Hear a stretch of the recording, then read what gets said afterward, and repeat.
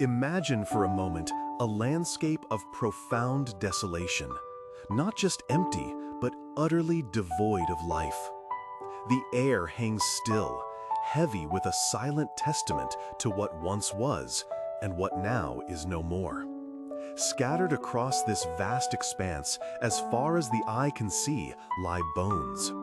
Bones bleached by sun, dried by wind, disconnected from each other, from any semblance of form or purpose.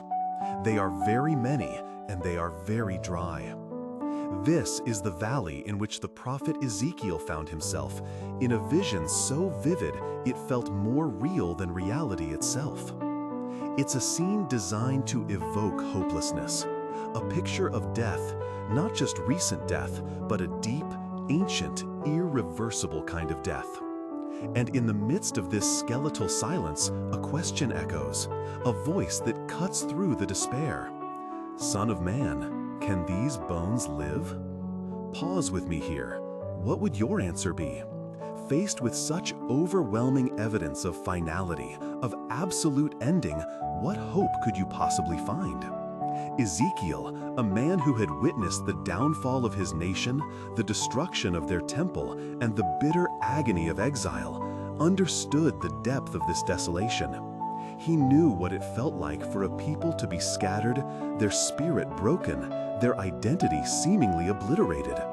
So his response was not a confident yes, nor a resigned no, but an honest, humble surrender. Sovereign Lord, you alone know. He acknowledged the impossible, but he also acknowledged the omnipotence of God. And then the impossible began to unfold.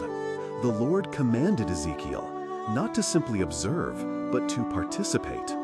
Prophesy to these bones and say to them, "Dry bones, hear the word of the Lord." Imagine the prophet standing amidst the silent graveyard, raising his voice, speaking words of life into the very fabric of death. It must have felt absurd, yet he obeyed. And as he spoke, something incredible happened. A rattling sound, a low rumble that grew into a crescendo. Bone began to connect to bone, each finding its rightful place.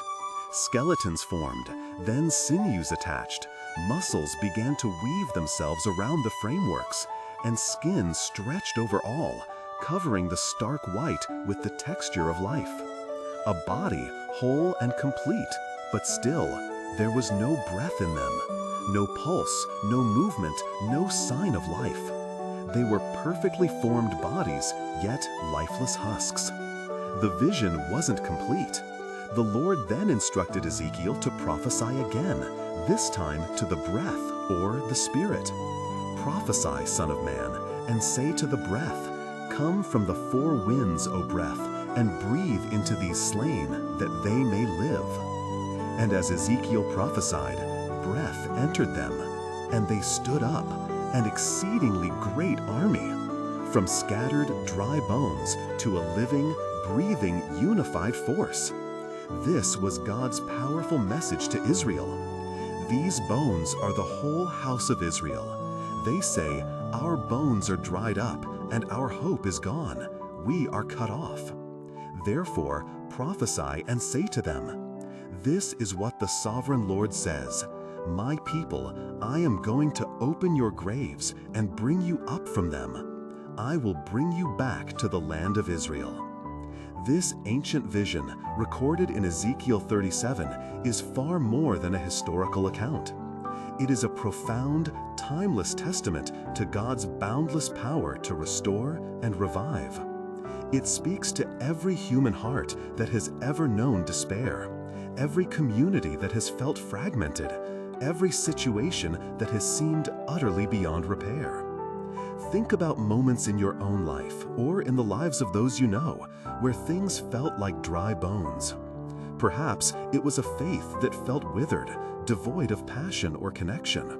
Maybe it was a relationship, once vibrant, now fractured and silent. Perhaps a dream, an aspiration that crumbled into dust, leaving behind only the bleached remnants of what might have been. Or perhaps it's a community, a church, a family that feels divided, scattered, and deeply discouraged. We often look at these dry bones, and like Ezekiel, we can only respond, "Sovereign Lord, you alone know." But this story reminds us of a fundamental truth. God is the God who breathes life where there was none. He doesn't just mend, He resurrects. He doesn't just pieces back together, He creates something new, infused with His very Spirit. For Christians today, this vision offers immense hope and a call to faith. When our own spiritual lives feel dry and unresponsive, we trust in God's power to renew our faith, to breathe fresh life into our walk with Him. When our churches or communities face division, apathy, or decline, we are reminded that God can restore relationships, ignite passion, and unify people under His breath. And in seemingly impossible situations, be it chronic illness, deep personal loss, societal brokenness, or injustice that seems insurmountable, we hold on to the promise that God can bring life where there was only death, order where there was chaos, and hope where there was despair. The breath of God is not limited by our understanding of what's possible. It is the very essence of creation, the source of all life. It's the whisper that stirs dry bones to movement, the wind that brings vitality to lifeless forms. We are invited, like Ezekiel, to speak words of hope, to pray with unwavering faith, and to trust that God is at work, even when all we see are scattered fragments. So let the story of the Valley of Dry Bones resonate deeply within you. Let it remind you that no situation is truly hopeless when the breath of God is present. He is continually in the business of resurrecting the impossible. What dry bones in your life or in the world around you are you praying God would breathe life into today? We'd love to hear your thoughts and reflections in the comments below. If this story has encouraged you, please share it and consider following for more reflections on faith and hope. Until next time, may you experience the life-giving breath of God.